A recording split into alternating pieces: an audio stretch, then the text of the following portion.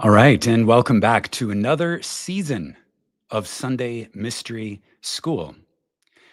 Today's presentation, today's Mystery School exploration, marks the beginning of season 3, an expansion upon the ideas that we talk about in this space. And for those of you that maybe are joining us for the first time, this is a mystery school. Yes, this Sunday Mystery School is conducted in public, which is a little unconventional for mystery schools, but this is still a mystery school, and it is a presentation of the School of Imagination, which is a mystery school founded upon the basic premise that imagination creates reality.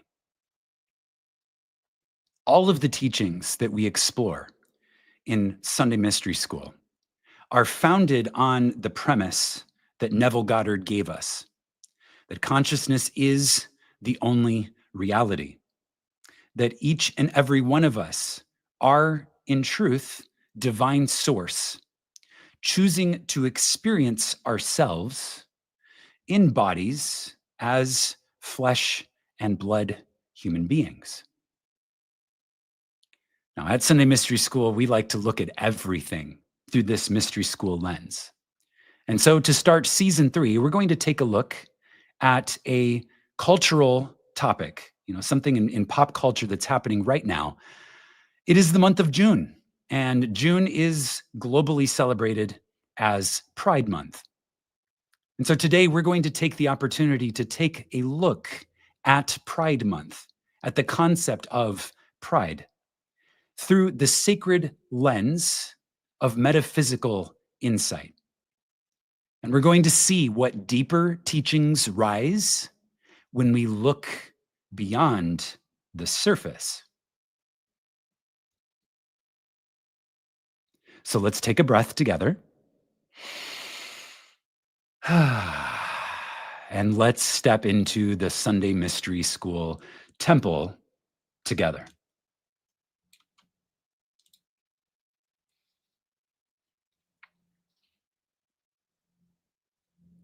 Okay, so we're going to start with an invocation.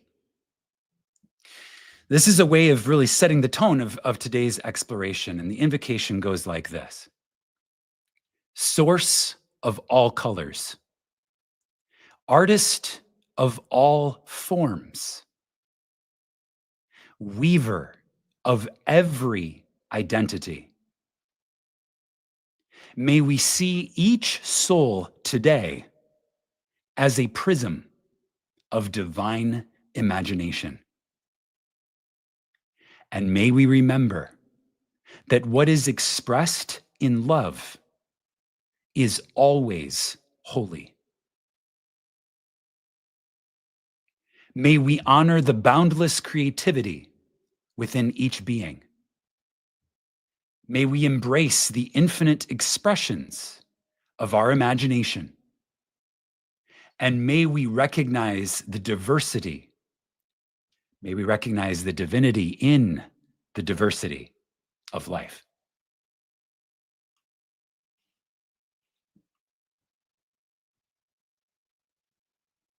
Okay, so let's get into it.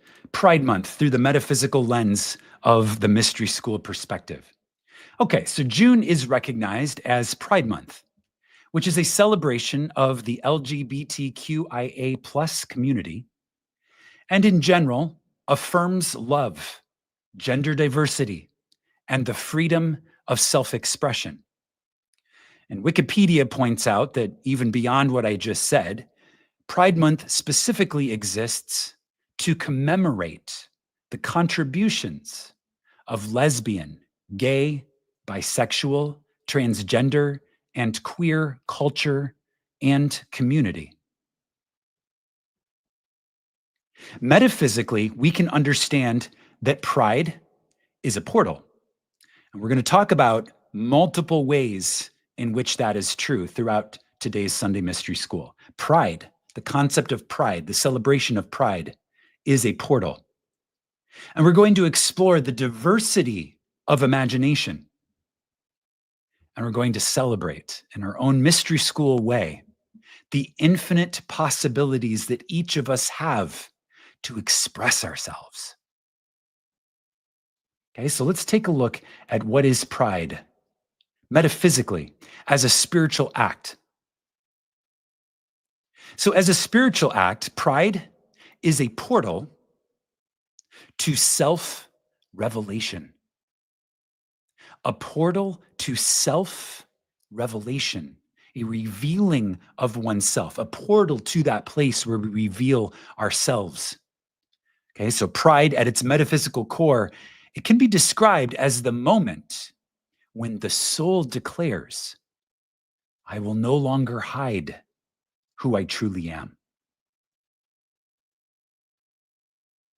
That moment when a soul declares, I will no longer hide who I truly am, that moment is not just expressive, that moment is initiatory.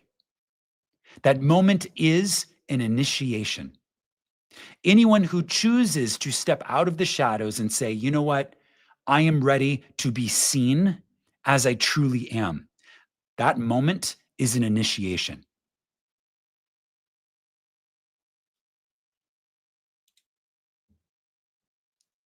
That moment marks a crossing from concealment into visibility, from shame into sovereignty. When embraced in this way, pride becomes a doorway between timelines, a doorway or a portal between timelines, between lived realities. It's a doorway between the suppressed self and the expressed self. It is a doorway between the programmed self that just blindly accepts the code handed down through tradition or through society to the authored self. Okay, so in Brave Mystic training, we're talking a lot about this concept of authorship. Okay, so truly writing myself, my experience into form as only someone with an awakened imagination can do. Okay, so who are we before we awaken our imagination and pick up the author's pen to write ourselves forward? Well, before we do that, we are living out the scripts handed down to us by someone else. Before that moment, we are living someone else's program. Could be a program handed down to us from tradition. Oh, this is the way that things have been done for a really long time, so let's just continue to do them that way. Okay, I think all of us can think of areas in life where we've been handed programs that sound and run like that. Maybe those programs come from our culture. Okay, so all of us are indoctrinated into some form of culture as we begin to grow. Right, and we come into this world as an infant, and we begin to grow, and we begin to pick up the paradigms of our parents, of our friends, our family, of whatever religious tradition we're raised in. All of these become programs. And when we don't know any better, we blindly execute those scripts. You can actually look at this word programs literally. It's a computer program of our reality. Okay, so we're blindly executing these scripts, these software functions, okay, until we find this portal of becoming, where we begin to shed those inherited identities and we begin to say, wait a second, my soul has a true frequency, a true signal, and my soul is broadcasting. And right now, maybe my soul has these filters, right? The filters of these old programs and old scripts, right? That are filtering how much of my soul makes it through and is seen. And when we step through this portal of becoming, we now have the opportunity to move from that programmed self that is just blindly executing the scripts from someone else to the authored self, who is choosing to allow that signal to broadcast through uninterrupted, undistorted, a true signal.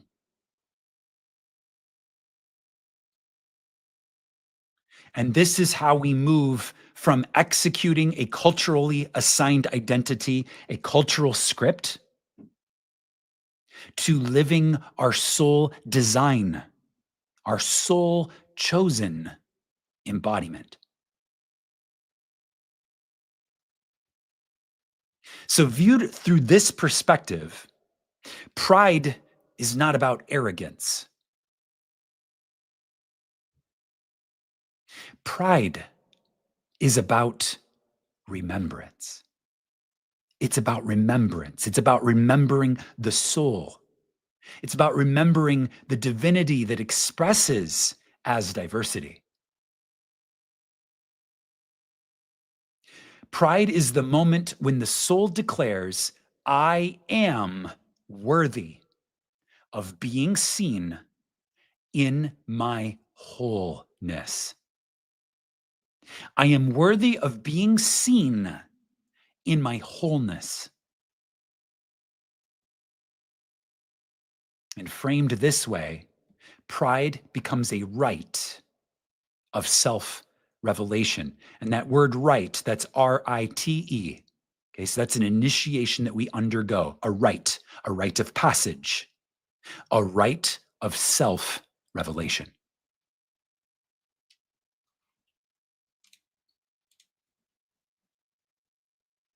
So let's look at this through the lens of the soul. Okay, so from the perspective of the soul has infinite costumes that it can wear. The soul from which our identities flow, right? The source of our identities, that soul has infinite costumes that we can wear. And whatever you see, when you look down at your hands, whatever you see now is just one little fragment of the total possibility of all the ways that your soul can express, because your soul has infinite costumes. So let us consider something. Source consciousness has imagined itself into every possible archetype,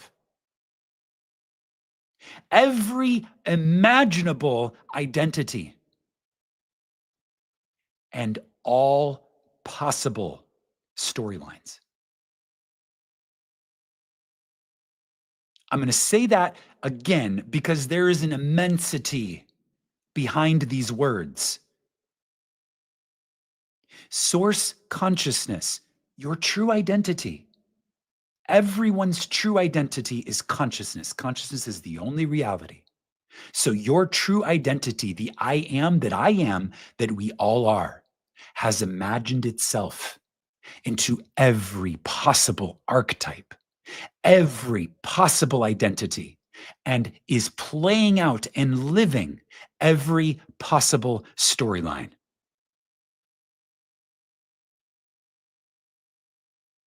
Neville famously spoke of having played all the parts.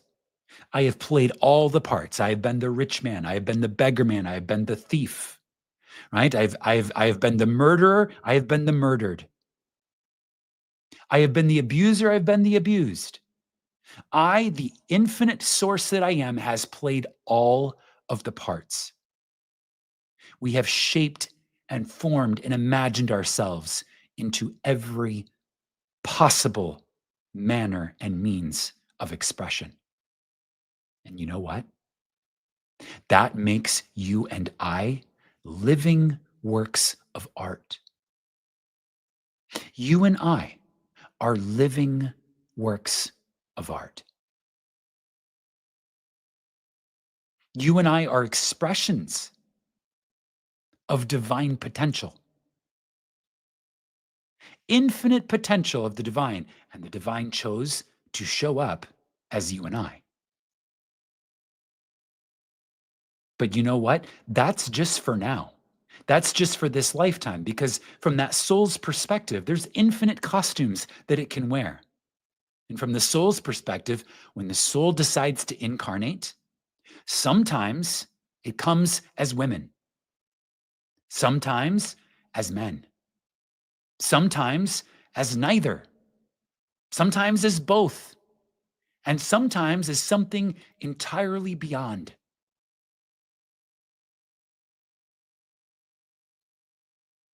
Sometimes we love what we see as our opposite, sometimes the same, and sometimes the all. This isn't a new idea. Okay, now here in the West, we started celebrating Pride in the 1970s. Okay, so it's a 50 plus year tradition, but even so, that's relatively new. But these ideas are not new, they're original. They are original and they have found expression in what we could call the new, right? The last generation, the last 70 years. But it's not new, it's ancient, it's original. What today some people might call queer or non-conforming, those basic ideas have existed in spiritual lineages for millennia. Because from the mystery school metaphysical perspective, there is a truth, a singular truth. Every identity is a gateway. Every identity is a gateway for soul expression.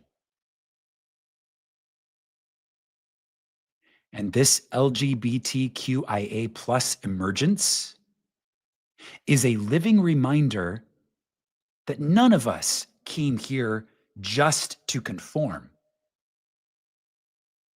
We are here to express. We are here to express our divinity through diversity.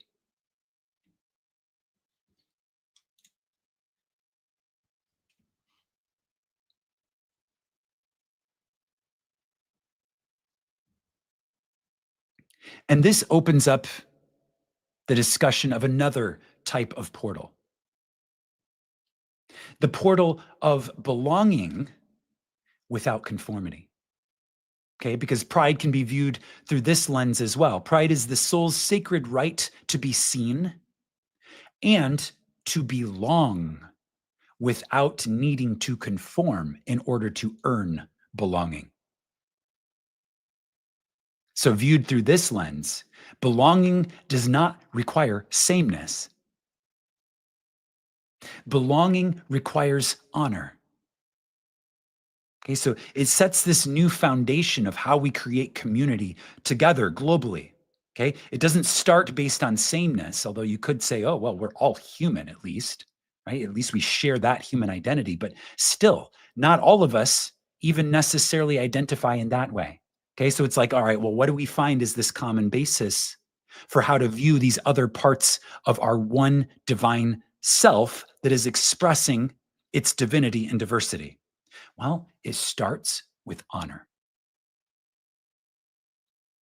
And that's this mystery school lens. It's looking at this concept of pride and finding that basic foundation of honor. And this makes pride a portal to sacred community, resonant relationships, and truth centered connection, all of which can now exist without demanding collapse into conformity.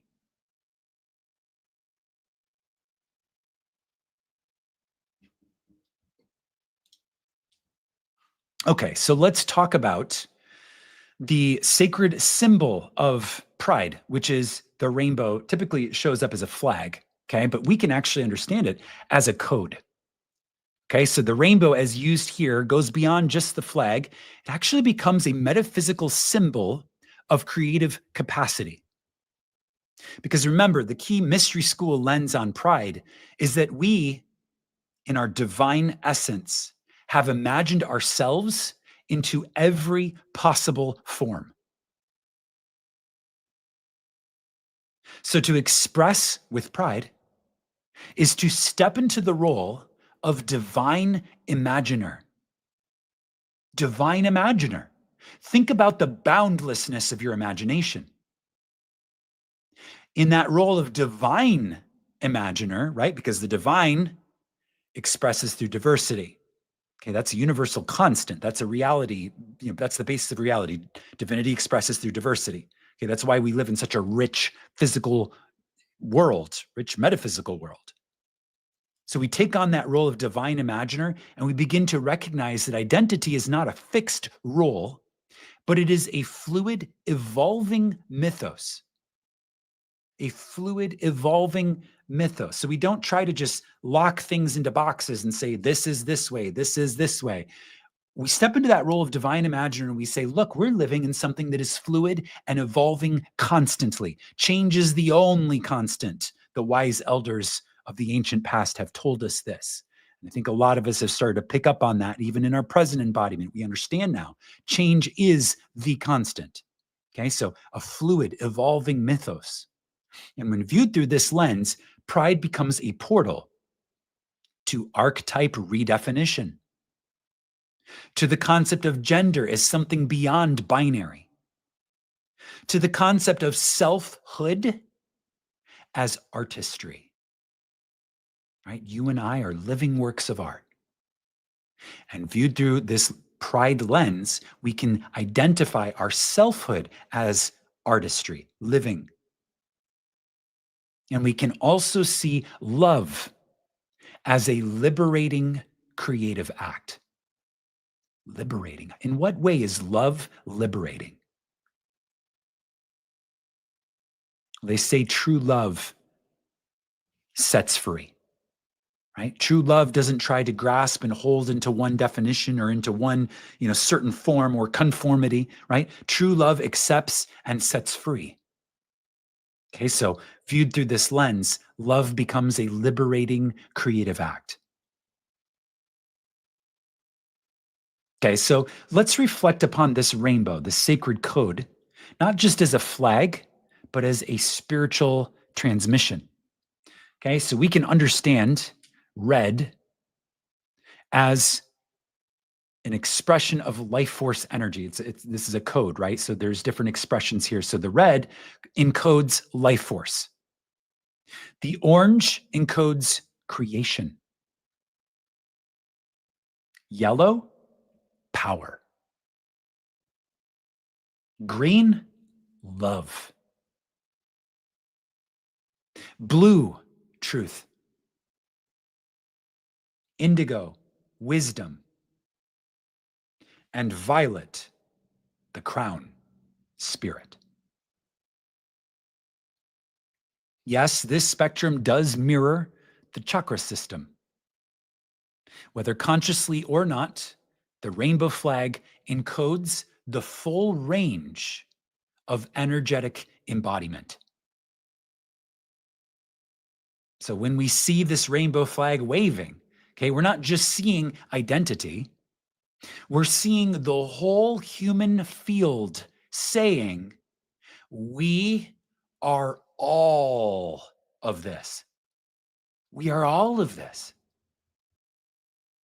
We are life force. We are creation. We are power. We are love. We are truth. We are wisdom. We are spirit. And we are seen. And we are expressing.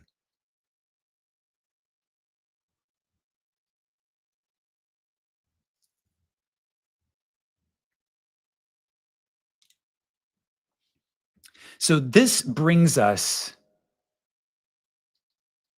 to yet another lens of pride as a portal. So now we can understand that expression itself is divine technology. Okay, so think about this. Expression is divine technology. Okay, so think about what technology is. Right? So technology is a coded way of doing something. Okay, so the divine is using expression as a coded way of doing something, right? It's a technology. Okay, so if expression is a divine technology, okay, then we can understand that we aren't here to conform. We're here to create. Okay, so through this lens, what if gender and sexuality are not categories?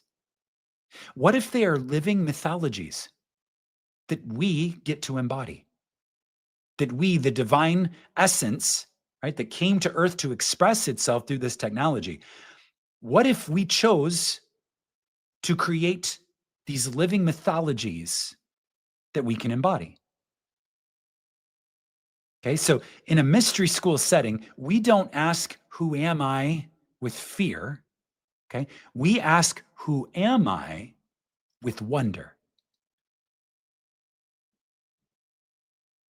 So in the world, those that have not found mystery school yet, in the world, the question, who am I, is often drenched in anxiety.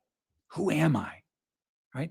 It can come from, or be asked from this place of social pressure, right? Who am I supposed to be right now? Who is other people expecting me to be right now? Okay. It can come from this place of trauma response, right? So, am I acceptable as I am? Right? Who am I? What am I expected to be? Am I good enough? Am I acceptable as I am? Right? Comparison. That's the am I good enough, right? So it's, who am I? Am I good enough? Who am I? Am I acceptable? Am I worthy of being seen? Who am I? Who am I supposed to be? Okay, so the world asks these questions, who am I, colored through these lenses. Okay, but in the mystery school tradition, especially within the metaphysics of pride, this question is liberated. This question, who am I? It's liberated. It is no longer a demand to define yourself within a narrow identity framework. It becomes a sacred invitation to discover the self, right? You ask, who am I? And that question, who am I, is asked with wonder. And that question, open ended, asked with wonder, is an invitation to discover the self as a living mystery. As a living mystery, a living work of art and a living mystery.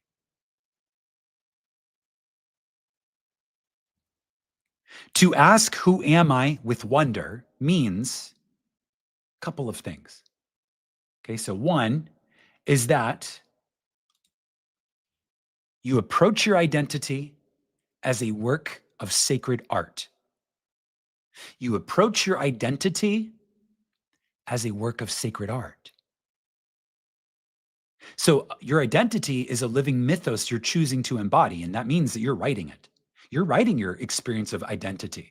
Okay, now some of that is coming from your conscious mind, a lot of it is coming from your soul programming. Okay, now obviously all of this only applies after you have crossed that threshold from letting the world program you to picking up the author's pen and starting to write yourself.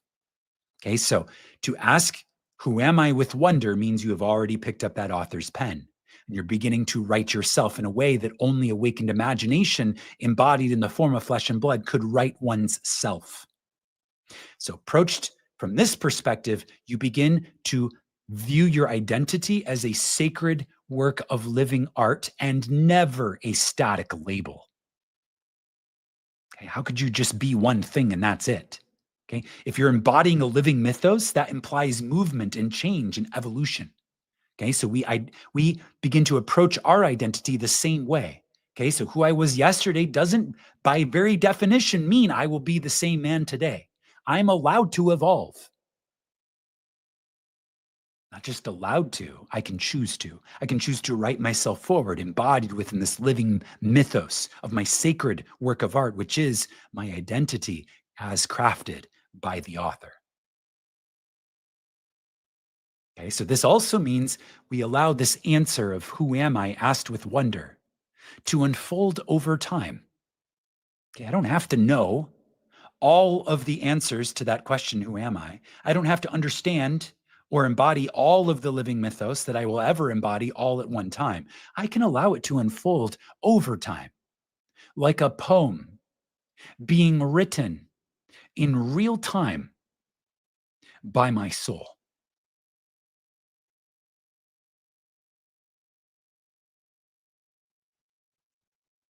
And this also means we can relinquish the need to explain ourselves. Okay, we don't need to explain ourselves. We don't need to explain ourselves. Instead, we can choose to embody our truth. Okay, we're past that era of having to explain ourselves. We can embody our truth. Okay, so when we orient this way, this opens the door to creative authorship, meaning I can write my own archetype. I don't have to adhere or conform to anything that has ever existed in the past. I can open the door to compassionate becoming. I can say, I am allowed to evolve. I can give myself that permission. And it also opens the door to spiritual experimentation because every expression is part of my remembering.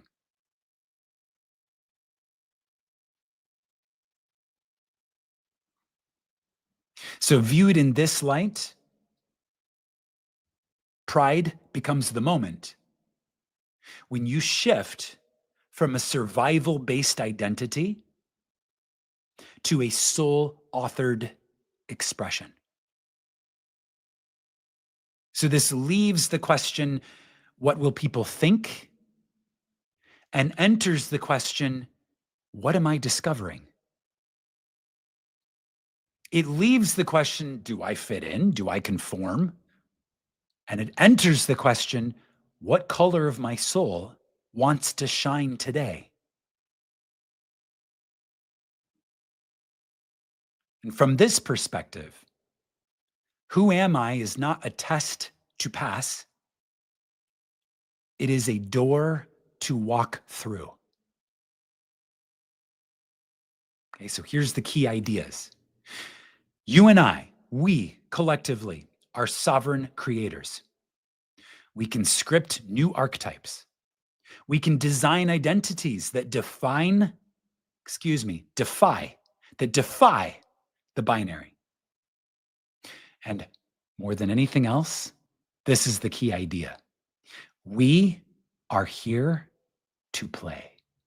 We are here to play. That's the frame that makes life worth living. You and I, we are here to play. And this is pride. The soul's right to imagine itself and then become it.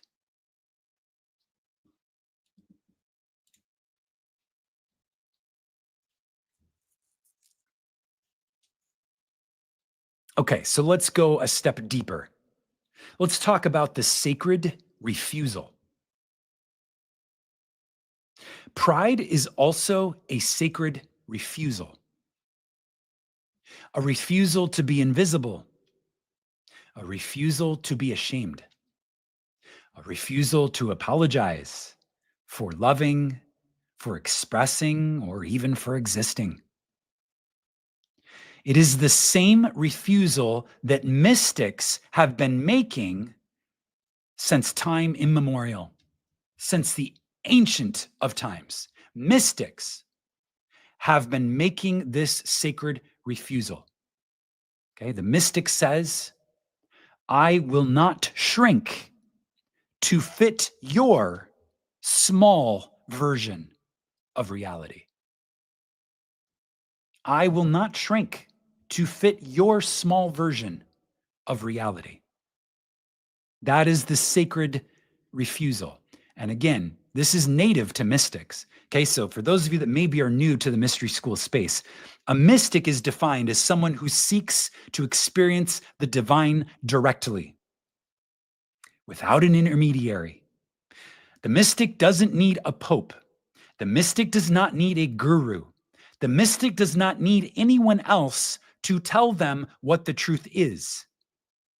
The mystic goes within to find the truth on the inside. And if they listen to anyone else, such as a mystery school broadcast, it is from the lens of the mystery school broadcast only exists to help me see what is already inside me more clearly.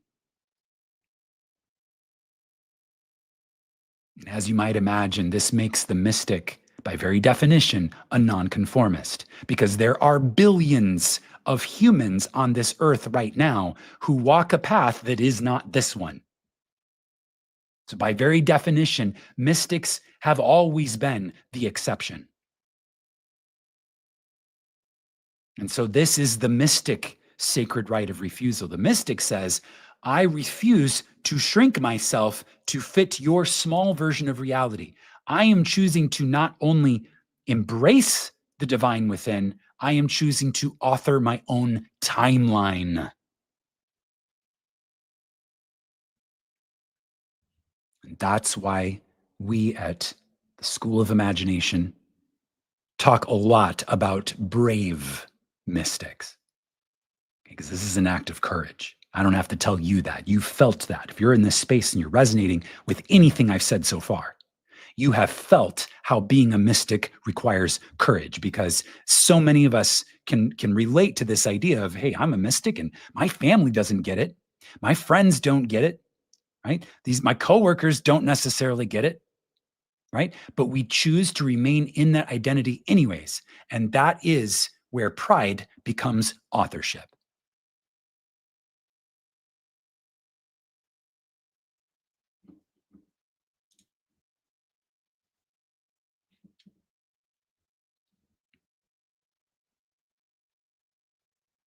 So pride is not just expression when viewed through this lens.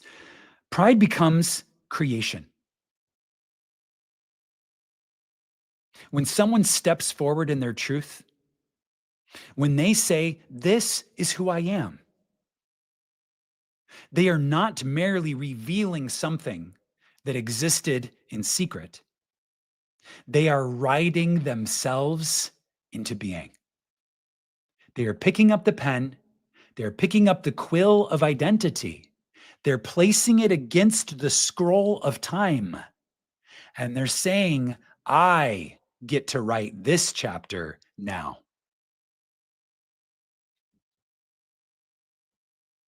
And in a society shaped by programming, this is a revolutionary act. Identity in our society has traditionally been handed down like a prescription. Here, you should be this in order to achieve, what society deems as success, right? Be this, act this way, live this type of life, and society will consider you successful. Okay, that's a prescription. But pride disrupts that old code. And pride says, I will no longer read from a script I did not write. I will no longer wear names that do not honor my soul. I will no longer contort and shrink myself to fit the comfort of others. And so this is reclaiming the pen. And this is the soul saying, I am the author now.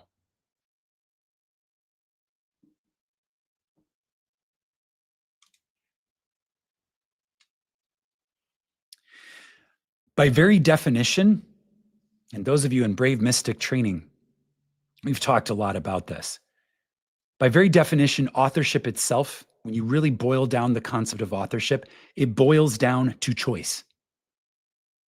Okay, so when you're not aware that you have a choice, then you just live out old scripts just because they're there and you're not even aware. You don't know what you're not aware of, right? It's below the conscious mind. It's just happening. That's the subconscious, the unconscious. Okay. But authorship boils down to choice. Okay, so when you awaken your imagination, when you achieve that enlightenment, you realize that the whole vast world is yourself pushed out, that there is nothing that you can perceive that is not consciousness, and that your root identity is I am awareness. When you step through that gate, that portal, and you wake up, that is the moment where you have the opportunity to pick up the pen and begin to write yourself forward. And what that is one choice after another. Okay, so to live with pride is to say, I choose what to express. I choose what to reclaim. I choose what to imagine into form. I'm going to say that again because, again, these are just short little sentences, but I really want you to feel the energy behind these little placeholders that are the English language words. Okay, so to live with pride with that pen in your hand is to say, I choose what to express. Express. To push out from myself. I choose what to push out from myself into the simulation of reality. I choose what to reclaim. Okay, because we don't discard what already is, we reclaim it and we reshape it. This is the fundamental Neville principle of revision, right? So if you've pushed something out and you're ready to push it out in a new form, that's revision. Okay, so I choose what to reclaim through revision, revisioning, right? You have a vision of it and you would like to see it again in an upgraded light. That's that word, revision. Okay, so I saw something in vision, and now I'd like to see it again in my mind's eye in an upgraded way. And lastly, I choose what to imagine into form. Okay, so you and I are creative beings. What we vividly imagine and hold steady as a picture in our mind's eye will take on form and eventually harden into substance so that you can touch, taste, smell, see, and hear, right? All the senses. Right? It'll become sensory. If you hold that picture steady in your imagination, it will harden into fact. And you get to choose what that picture is. For good or ill, the choice is yours because the pen is in your hand. Okay, so this is not about performance. This is about revelation. And when that revelation is done in love, with clarity, with sovereignty, that revelation becomes divine technology. It becomes divine technology. The sacred act of choosing becomes technology, divine technology, and it alters timelines because when you make a new decision, your timeline changes. It opens portals. You want to change your life very, very quickly, make a very large and different decision, right? Step out of the script of being your old self and start to write a new script. And the wider the gap, right, the more your life is going to change. Okay, so it opens portals of change. And you know what else it does? It heals. It heals.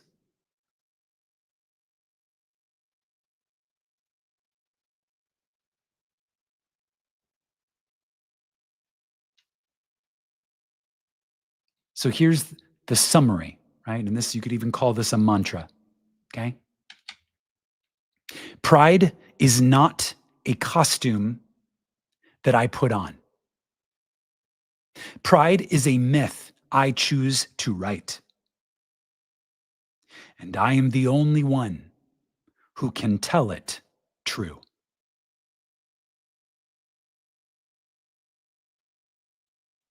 Okay, so let's talk about the rainbow mystic.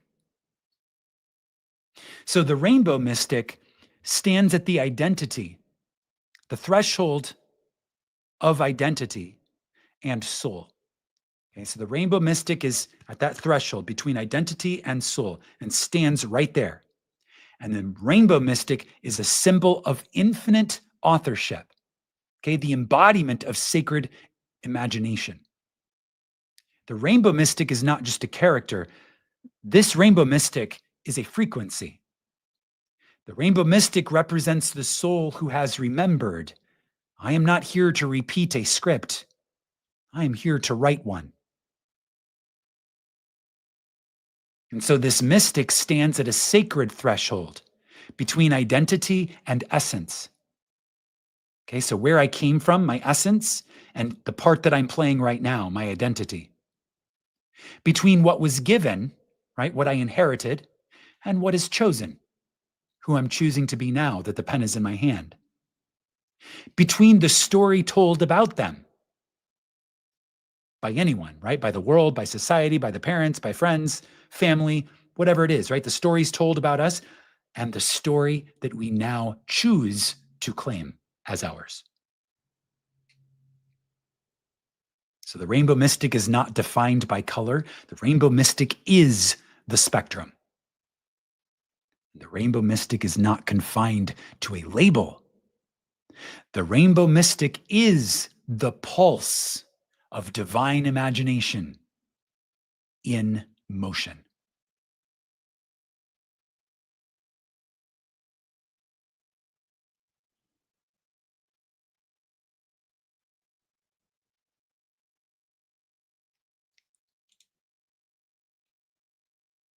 Okay, before we get to the prompt here, let's talk about a little bit more about this threshold of identity and soul, because there's some really key ideas here. So one is that this mystic, the rainbow mystic, the mystic looks at every mask that we once wore. Okay, so all of us have worn masks. I mean, speaking from experience, I've been so many different people in this lifetime. Even this incarnation, I've been a cornucopia of different men.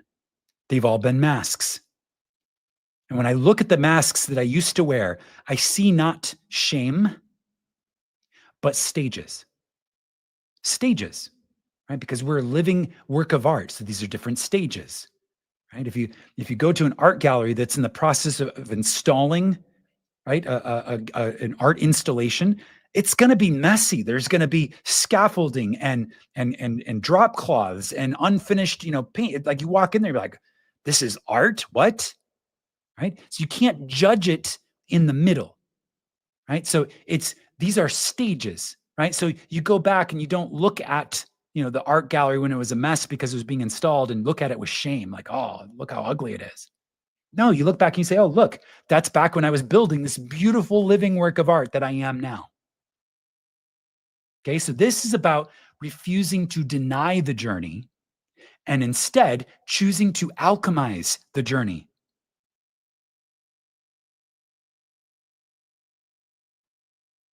We as mystics know that every costume, every label, every phase that we've been through, that we've experienced, has given us data regarding our design. Okay, so the rainbow mystic in this context, we're not confused, we are expansive. And we are not fragmented, we are prismatic. We are prismatic.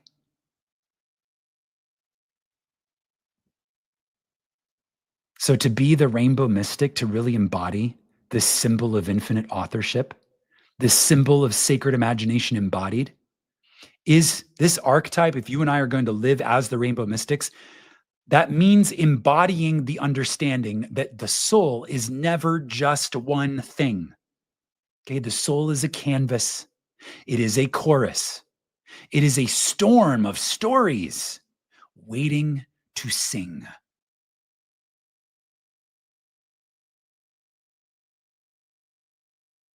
The rainbow mystic is not only an artist, we are the art.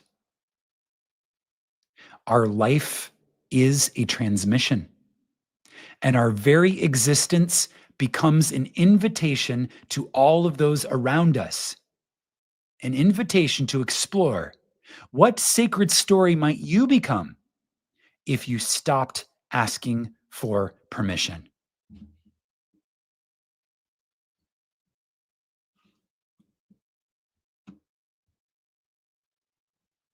Okay, so let's take a pause and let's make this practical. So you're welcome to either share in the chat or the comments if you're watching the replay, or you can even just share in your journal if you prefer this to be more private. Okay, so here's the prompt. This is an invitation to go into the soul for an inquiry and reflection. What version of you once felt unsafe to express, but is now emerging?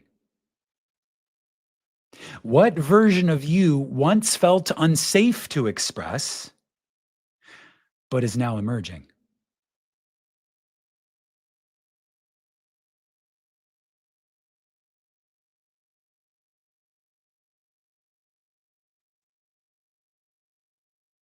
What color of your soul's rainbow wants to shine now? Color of the soul's rainbow. Life force, creation, power, love, truth, wisdom, and spirit.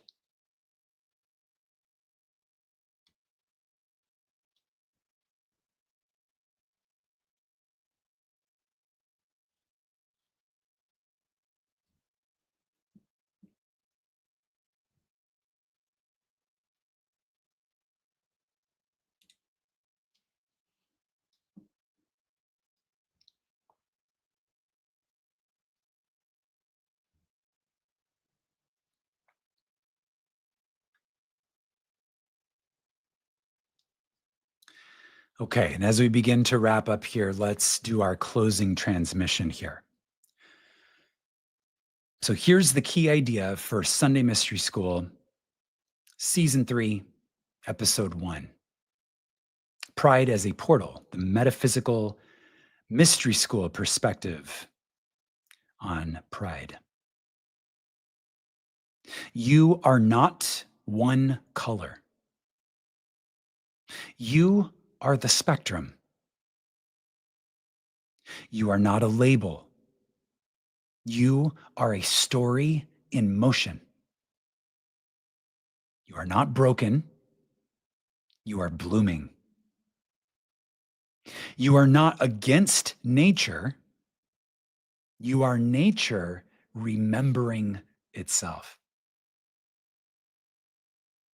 You are pride. Not the shallow kind. You are the sacred kind. You are the kind that knows when I express what I am in love, I become an echo of the divine.